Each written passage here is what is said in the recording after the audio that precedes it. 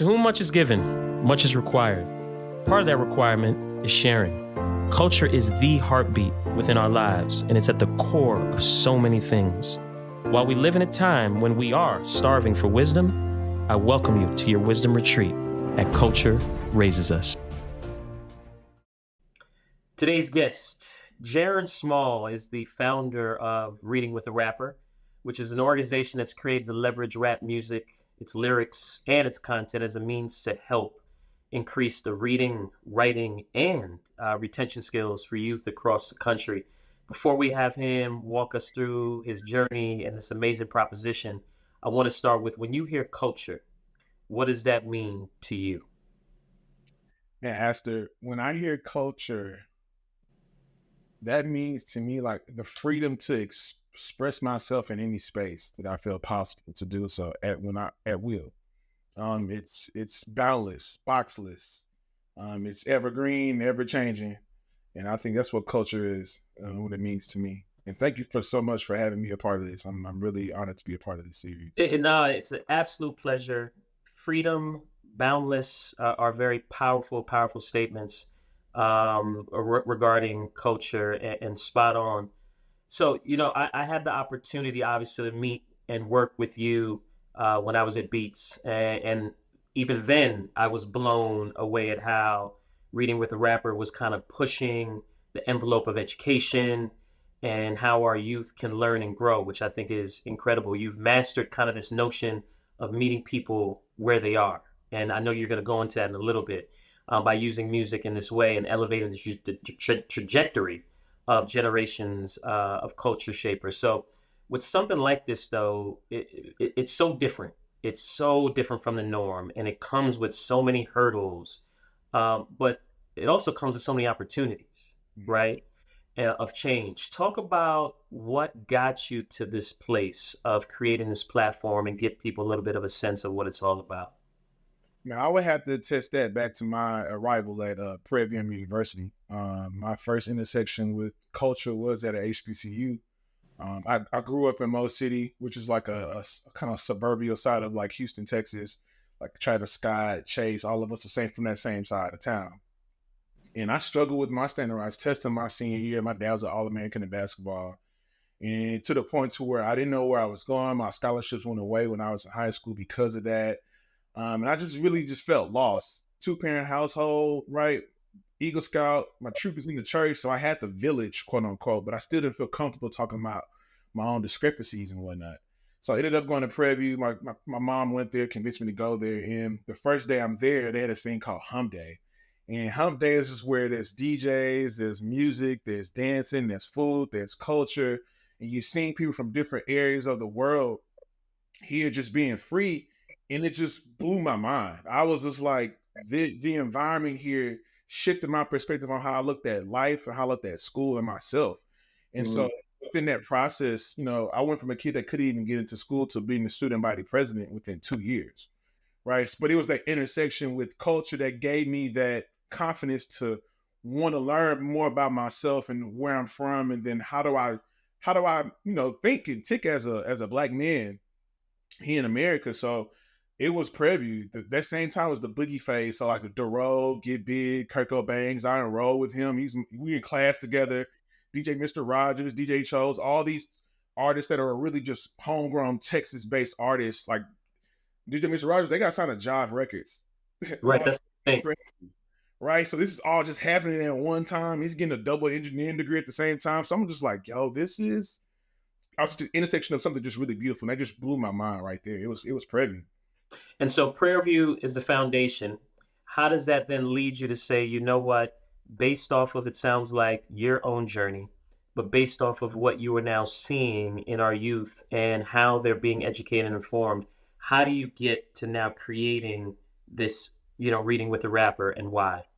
Yep. So like after we shortly graduated in 2012, me and my business partner, Douglas Johnson, we started our nonprofit, which is called Legends Do Live. And it's really important because we started our first company by giving away money out of college, which is like the total opposite. You trying to get the paper. You trying to get paper.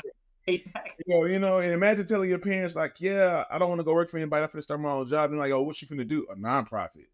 And even within that context, they didn't even really know what a nonprofit did, right? Right. So you can't even get them to understand like the duality of that was a whole nother The concept concept. to understand because they're looking like go get a job, be stable, go work 30, 40 plus years and retire. I'm like, I don't want to do that.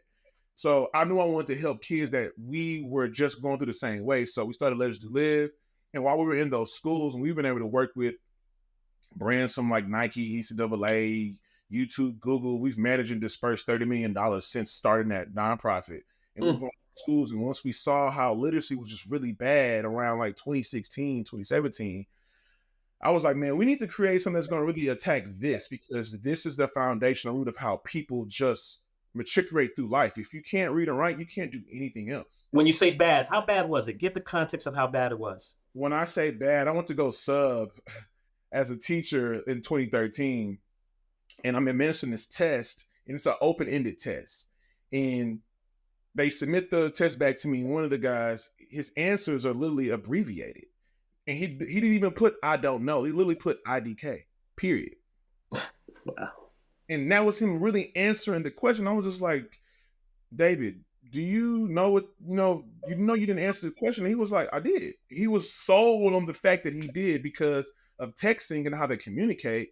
To them, that's real, right? We start seeing how they can't public speak or how they can't have a one-on-one conversation or how they just are behavior wise and it's linked to the school to prison pipeline. 85% of kids in the juvenile system are functionally illiterate. So we saw like, oh, the core of a lot of these things because they can't comprehend at a certain level to know what's good or bad. Mm. You make explicit low. So that's how we saw that within that it was just rising and upticking every year. And I was just like, this is before COVID. I'm telling the mayor and other people here, stakeholders, I'm like, hey, if we don't change this, we're gonna be in trouble. Long lasting. And people were like, oh, they glossed over it. And then when COVID came, it was just like, whoa, Yes. can't even hide this anymore. And we became a really big commodity like overnight within that for that. So we partnered with real ELA teachers in 2018 that are still teaching today to create an actual 8-week experience that teaches kids how to read and write through socially conscious lyrics, content, and technology. So, and again, you know how much of a fan I am of this and what you're doing, and your very humble spirit. Hence, why I wanted to provide this platform for you to share because it's a very different type of thinking in terms of how we educate our youth, and I think there's a broader responsibility that we have as a community on how we pour into our youth outside of just them getting it in school. Now, you were doing that work within the school system to a degree, and again, you'll talk a little bit more about that. But I even look at, being in the footwear industry, I looked at us as educators. When you think of the stories that we would tell through the shoes, Mhm. in the material applications, in the colors, in the graphics, it was an opportunity to stealth teach youth in a way that they would gravitate to the thing that pulled them in so much, right? In this particular case, it was a canvas of a pair of shoes. Mhm. In your case, it's music. Talk about now how you specifically use rap music to engage these students in reading, writing, and retention, and what does a process look like to Yep. integrate this into educational content? Yep. So the business behind it is we have to kind of actually want to create a whole new category in space for this. And Mm-hmm. so what we did was, you have LPs and EPs when it comes to formats of music. Mm-hmm. We created a CP, which is a curriculum project. So it's an actual body of work of music, about 5 to 7 songs, where they're tailored and designed to the kids' needs. So, for instance, first thing that we do when we come into a school is we give the kids a composition notebook and pencil, and we ask them, write about yourself. We just want to see what you think about yourself as a person, right? From that writing prompt, I can see your ELA issues, whether it be figurative language, sentence structure, grammar, mood and tone, emphasis, whatever in that diaspora, but also your social and emotional learning issues from a mental health perspective, what you think about yourself. Now we take those writing prompts and give it to our music research department and say, based off all these prompts, what's the best artist for them to study? Right? Or indoor, what is the overall issue from the SEL or ELA? And we could formulate a body of work that would address those issues through that. So now we have that album. Let's just say one of our board members who's a part of it before, Bun B.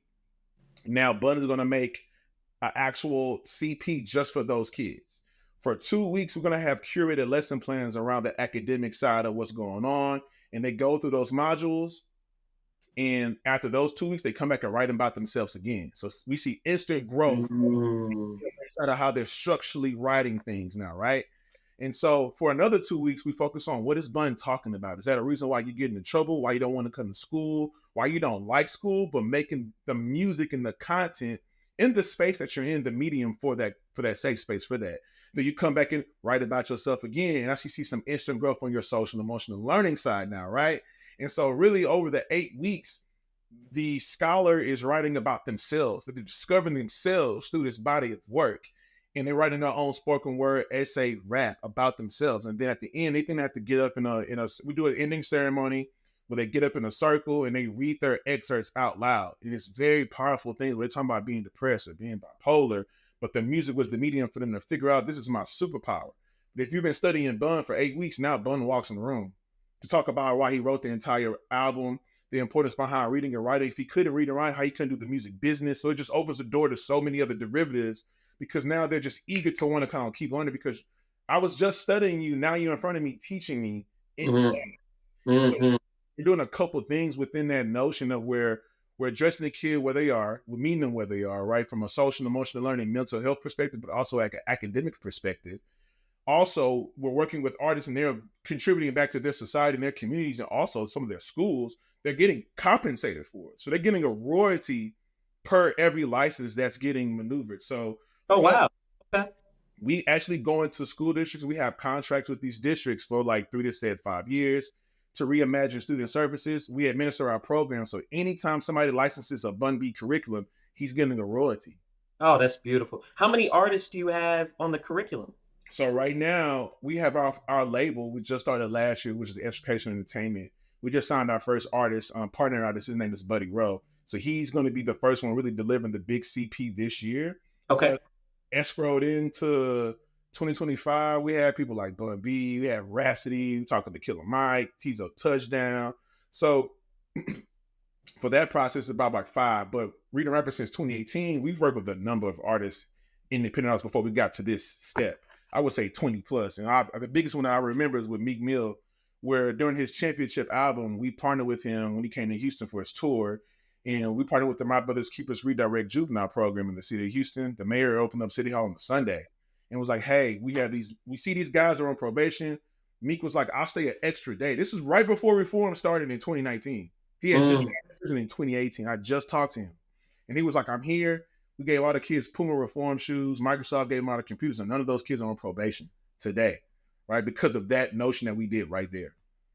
As you grow this, how do you plan, because it's such great work, how do you plan to expand the reach and the impact of this way of thinking, and what are the challenges that you foresee? Because something like this is not going to be embraced by me because it's so different. Yeah. And and you've got to break the stigma for some people of the impact of the music in which you're using to do so. Yep. Yeah. So the good thing is we kind of did some of that stuff already, but we did it in the background. So we've been working more in the private sector where we were having, so we want to make sure the data that we collect was, right. But in that time, we've been able to work with the NCAA to reimagine and read the Final Four. They came here to Houston, right? So we produced the very first literacy tour. They went to 11 school districts, 189 schools, specifically third grade, because that's when they start looking at school to prison pipeline from your standardized testing, right? Third grade. That's when they start looking at it. And so for us, we attacked all of those districts.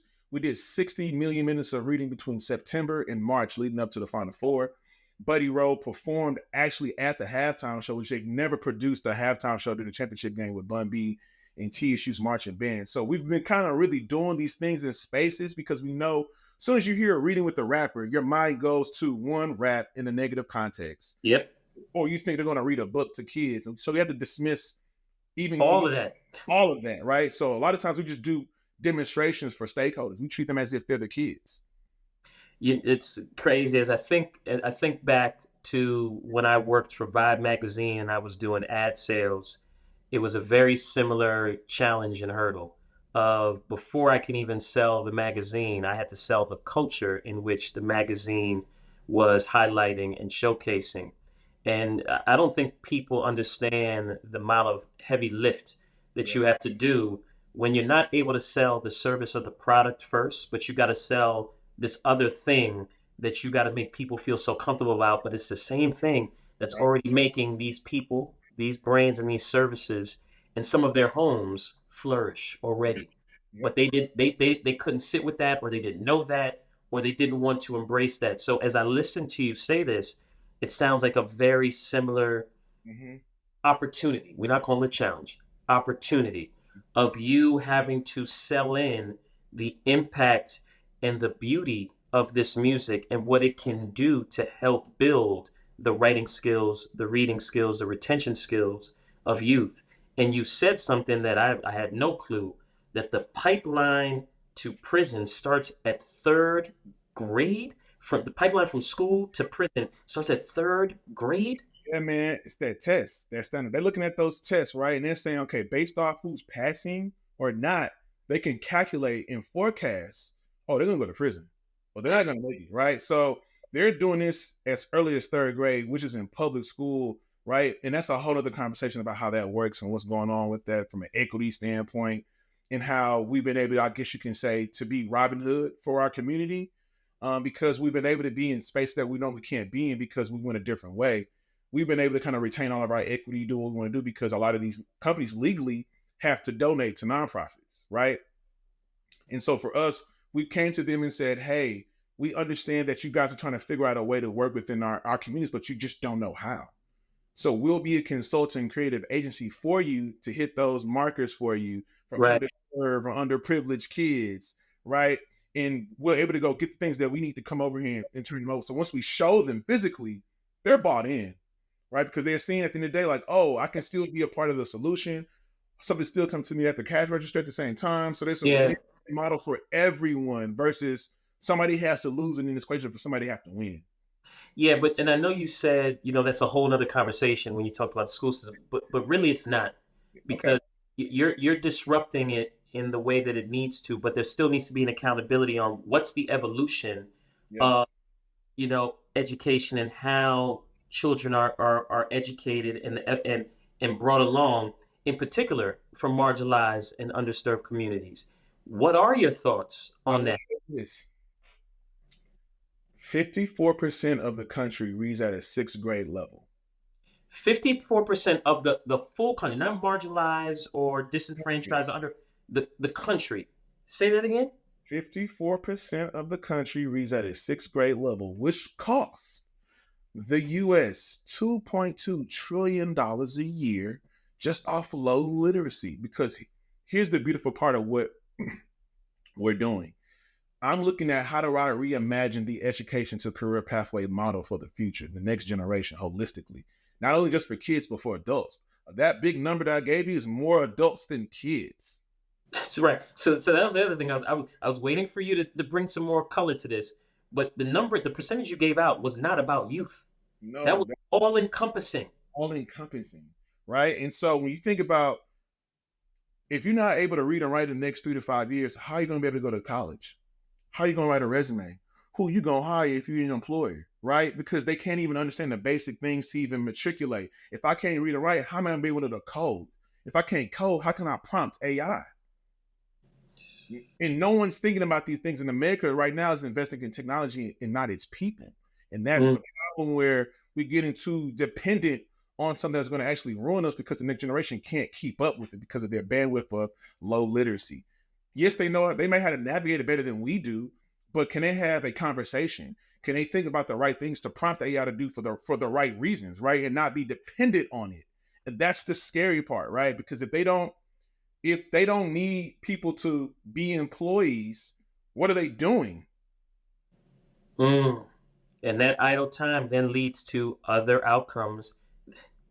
Jeez. So I'm saying that every industry has to make an investment in this space, not just to for the betterment of society, because this is a human problem, not a social problem, right? So literacy is something that's beyond skin and color. This is something that's society driven, that I think will fix a lot of things when it comes to all these things that we're having problems with.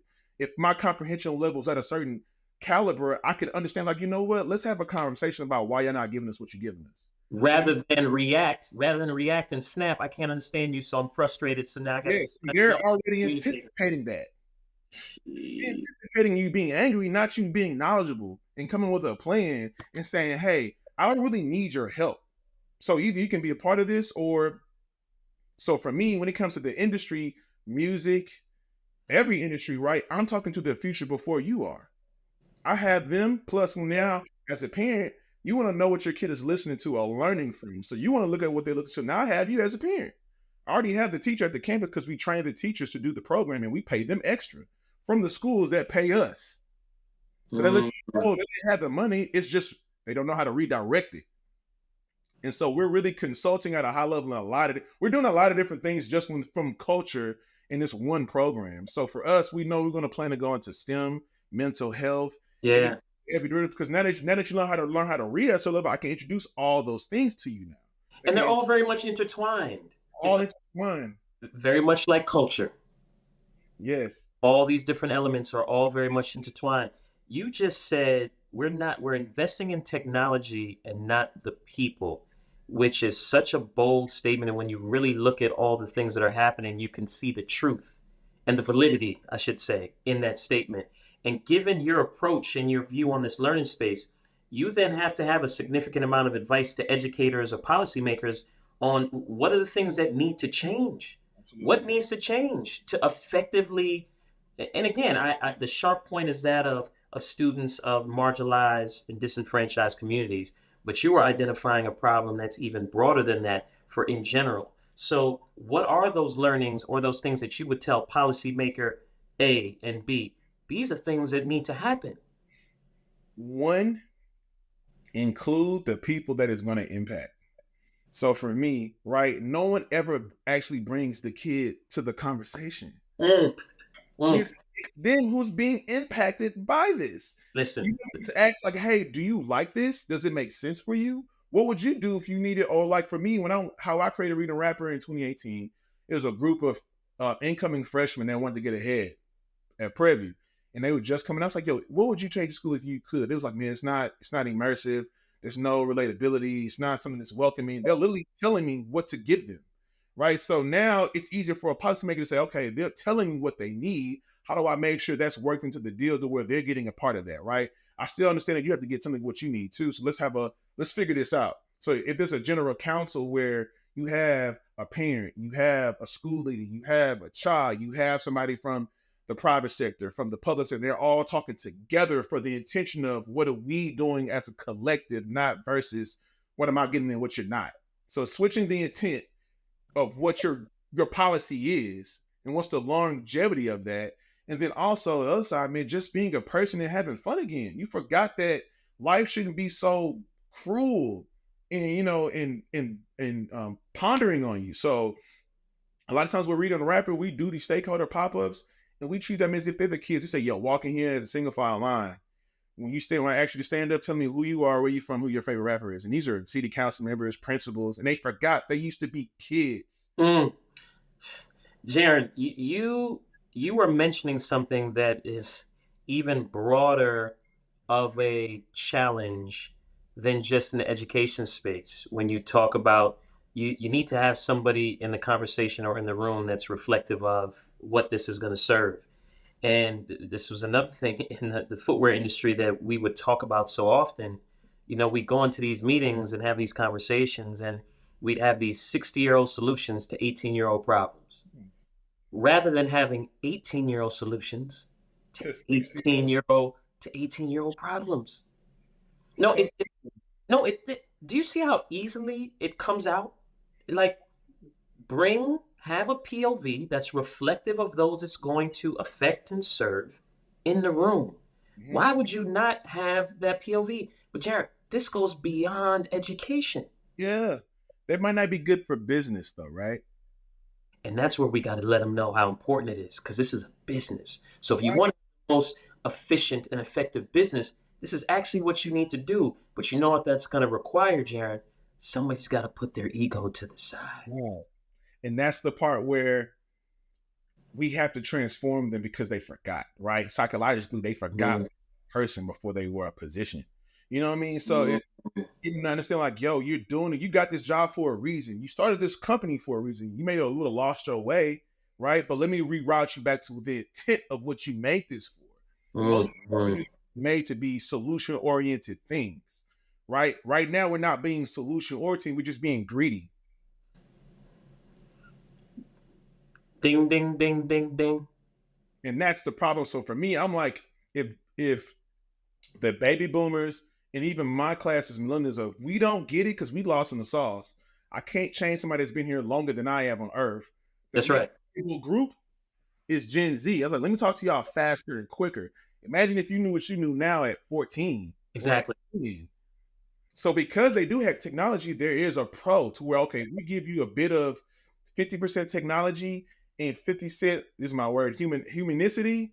Oh man, it is beautiful because this is the group that doesn't see what you look like. They don't care if you're gay. They don't care if you're queer. They're like, yo, you're a good person? Great. They're more expressive about their mental health than some of their parents. Right. That's right. That's right. He was submerging them saying, be quiet. That is crazy to me. This is a group that wants to be a part of change, that's more aware than anything, than any other group they've ever had from a youth standpoint. And we're not even asking them to be a part of the conversation, even from a Black perspective community, right? I think at large, as a Black community, we don't know how to community. We don't know how to communicate. You didn't say communicate. You said we don't know how to community. We actually say we want these things, but then when they come, what happens when we get them? We don't even Mm. know what to do when we actually get them. So how do we community? You just started a whole nother Yeah, conversation. I would say it's a couple. How do we community? One, it's not about you. That's the first rule. It's not even about you. You have to be something outside yourself. You may not even see the full totality of it, right?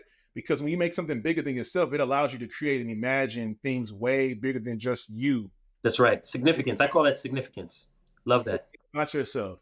You can never outgive the giver. It's all about giving, right? And not always just taking, right? Because if you give properly, it's going to come back. So it's understanding giving, it's understanding roles, right? So for me, I look at it as like I want to build a highway. The only way I can build a highway by myself, but it'll take me a really long time, right? Hmm. What if I partner with you and somebody else? You got a freeway, you got a lane, you got a lane, you got a lane. We put all of our lanes together. Now we got an expressway that we own, we control, and we know our lanes. So I'm not going to come over hop in your lane for product and service when that's what you do. I'm like, hey man, this is the intent is to help kids learn how to read and write from your angle and your lane. How can we do that? You're still getting what you want, but you're going to an intentful thing outside yourself. And so I think when you can learn how to, we understand that it's not one person's problem, it's all of our problem. Mm. That commute. So those three things on we need to community are so strong and so valuable, and so necessary across the board. Across the board. Thank you for that share. Listen, so is there an intentional choice you make in general to ensure that you don't deviate from your why on a daily basis? Yeah, this is my life at this point. I'm Yeah, so tangled with it because I've been solving my own issues for the last 10 years, which has allowed me to solve so many other kids' issues. So I think from that perspective, it allows me to kind of stay grounded in like what's going on. Like, Jaren, have you learned enough? Have you mhm, figured out what made sense for you when you were 18? If the answer is yes, let's move on to the next phase of your life where you needed some direction in. Maybe that's somebody, because I know whatever I went through, it's happening again. It's reciprocal. History repeats itself. that's right. Everything is cyclical. Everything. Like now that I know, I can anticipate this happening for that 18-year because it's never going to change until somebody comes in and throws a little, a little derivative in there for that. So um, I think it's just at the imagination and the thirst of once I get something else, we want to do something else. So it allows me to be grounded. And when I'm always around kids, Right. always. I'm So that always keeps you young and keeps your mind thinking Mhm. constantly. Always talking to kids all the time. Like, yeah, what would you do if you had access to this? Or if you were the principal for a day, what would you? I'm always interviewing people all the time, researching, gathering things from different perspectives. So I might be at a basketball game with the owner of a the team. I'm like, yo, what made you actually want to do that? Did you ever think about this in school? I'm trying to get your thought process in what made you start ticking because I know there may be an intersection with somebody else down the road somewhere else. It's just I'm always thinking about it evergreen in my head. So it's not it's we're symbiotic at this point. Right. So that's what keeps your why so fresh and Mhm. you focused on your why? Is that constant process that you just went through? Kid, until we have every school in this country or world Gucci, I'm not done.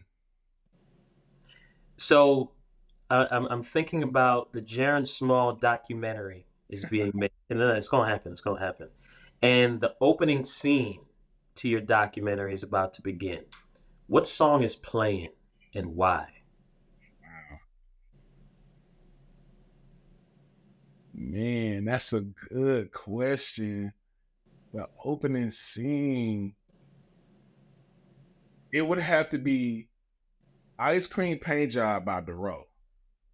Okay, why? Because it's gonna be an intro scene to me arriving at Prairie View. And that was the music that was just circulating around that time. Uh, That was the thing that just opened my mind. I was just like, yo, what is this? This is just something else. And it grabbed me. That's what it mm, So it would be Ice Cream Paint Job by the road. And I know that sounds crazy, but like that would be it. It just brings me back to the pivotal point of where I first met culture. when you first engaged with it, or when you met culture before, but this is when it really clicked Mm-hmm. for you. Really clicked for me. Really clicked for me. College was so essential. It was just so essential for me. That Yeah, was a big transitional point for me. listen, I have my three daughters, and my oldest is a freshman at the very illustrious Howard University, which I'm very proud of her on. And I always tell her and my other littles, my two littles, that it's not about the education for me with college. I need you to go to experience the experience of college because I feel like you learn the most about yourself or the beginnings of in college. Yeah. And that experience is priceless that you can't ever get back again once you get into this real world. And so when you talk about it the way that you did, that just reinforced, I think, the significance of the college experience, Mm-hmm. of growth as a person, right? Education piece, that'll come, and you might be able to find that anywhere. But the growth of the person that you become in college is mind blowing. When it's embraced and done right, right? I had to go Thank you. Thank you. earn for that. My freshman year, I was a true freshman. I went to parties, came back home. But I'm like, wait, this is not free. My parents are paying for this. So Right.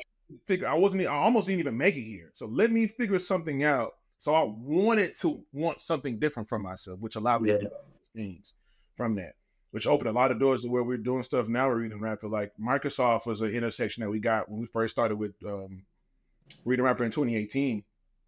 And we did our first ever event was at the Microsoft store. I was like, "Yo, give me one of y'all down days. It's a Thursday. Nobody coming in here. Oh, I'll bring people in here in X, Y, Z." And they didn't know I already had like a database of like teachers and principals and whatnot. And so Right. all them there, and they were just like, "Wow, you did this." And this was black and brown people. They was coming. And it was just like, "Wow, y'all showed up." And people bought stuff, right? Mm, So, like, "Oh, your demographic actually has value," which we've always had from the beginning. right. We showed them that, and then from there, now fast forwarding, when George Floyd was assassinated, a lot of companies made promises. I've seen a lot of people online talk about, man, none of these companies have done anything. They've been retracting their things. I do want to say that, like, Nike made their promise, right? And Nike actually chose us. I just never really I didn't care about making an announcement, right? Hmm. About what was actually happening with the resources that were given to us at that time to fix a real problem. And so Hmm. like, the promise they gave, we were able to impact the largest school district here in Texas for 2 years from the support from Nike. Like we really did that and changed. We renovated classrooms, we did some different things, but they made good to that. And we're still having a conversation about what it looks like now because they saw that we had to show them Hmm. bigger than what they could conceive or think about. Yeah. Microsoft, they came back around. Darrell Booker, who's leading like public affairs there, they're doing a black nonprofit like tech accelerator, and they sat down with us. It's like, hey, we see what you guys are doing. Bun B actually introduced us like 2 years ago before we had another conversation. Boom! Now we're at a point we're getting ready to come out with our own. You the first one really that knows this. I'm saying all this. Love it. We're coming out with our own actual learning management system that will be giving as a tech literacy grant to schools across the country. So we're Wow. gonna have the program for free, so it'll all be digitized. Kids will have access to AI, new innovative technology, but we're giving kids that look like us an opportunity to really have a connection point with education and really like reimagine what that looks like and to take away the payment barrier, right? Because if you're not Mm-hmm. paying for it now, what is the issue? Mm-hmm. Right? We're working with the biggest tech company in the world to solve a huge issue. We're coming to public schools saying, yeah, it's free for you to have. And then we're gonna, be able to have some other discounted things that help them out throughout these next couple of years. But I really feel like we're getting ready to truly make an impact with this campaign to attack the national literacy deficit and having companies like Microsoft or other people that understand what we're doing. And if they don't understand, they're open. They're open. They're Understand, open. right? And I think that's the biggest thing. They're open to the conversation. But we have to have the data to prove that what we were talking about makes sense. Right. And you talked about those companies in that moment after George Floyd. The hope is that there are companies and brands out there who are still doing the work now when it's not the hot topic. Because to Right. your point, everybody threw money, or said they were, resources, roles, at this and didn't do their part. It was just to respond to the thing that can give them the most scrutiny at that time if they didn't do something, Yep. but not a real commitment to doing the work that still is necessary and there's still a responsibility. So kudos to the ones that you are still working with who are still trying to be a part of the solve in this space. So, we always end these conversations with, what are the three seeds that you'd want to leave with the stewards of culture moving forward? And coming from you as someone who is so entrenched with the youth, I think it's going to be very critical for people to hear what you think are those three seeds because of your constant, committed engagement with the next generation who are going to be the stewards of this thing moving forward. So, Whether what you like it or three not, things what are the three things you would want to leave? people need people. Don't get lost in yourself trying to find yourself. And lastly, just you can never outgive the giver. Always Yeah, give. that was one. That was Just lead with giving, right? If you give intentionally, just don't think about what's in for you. Just give freely, right? mm, And I guarantee you the things that you think about, you pray about, you ask about, they will be delivered to you. But God will only give you something that you only are ready for, right? So the things that you mm, ask about, right, Aster, if he gave it to you prematurely, could you handle it? The thing that you truly pray for, could you handle it right now if he gave it to you? So sometimes he has to walk you through a bunch of mess or mm. this or a thing that you do want to do or you don't like to do because you want to see how bad you really want it. Because if he gives it to you, it's a gift. It's a gift. And that's the whole point of a gift. You're not looking for something back when you give a gift to somebody, right? So the talent that we have as people, we're just gifts. So Mm. give your gift so you can receive a gift from someone else. You just spoke into me and reminded me and grounded me on my purpose, God's plan, and using me, us as vessels, and all these things. None of them are ours. None of These, them. these are all His that He needs us to share in the way that you are referencing. And I can't thank you enough for that reminder. And the way you said it hit me very, very hard in terms of a reminder. And so, thank you. Yes, sir. Uh, Thank you for the work you are doing. As you know, I'm always going to be a huge advocate for you, and I hope this platform allows for more exposure to what you're doing because it's not just your responsibility alone, Jared, to do all this great work, create this program, have all these great engagements with these youth. It takes a village to now put this on our backs and say we too are going to help with how we scale, amplify, spread this. It's not just on you.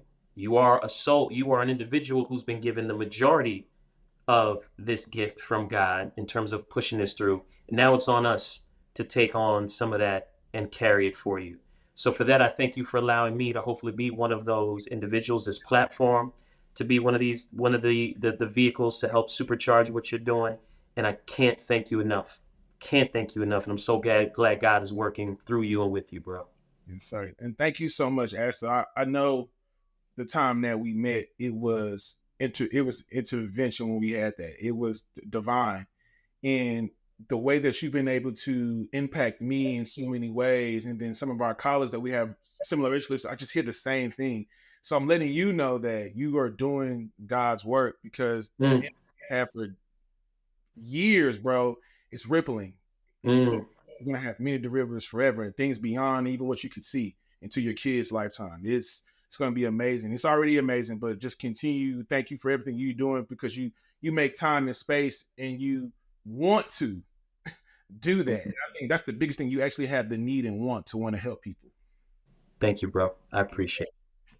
We truly appreciate your support because it helps us fulfill our mission of promoting cultural awareness and personal development. Please click the subscribe button below to help ensure and solidify our mission.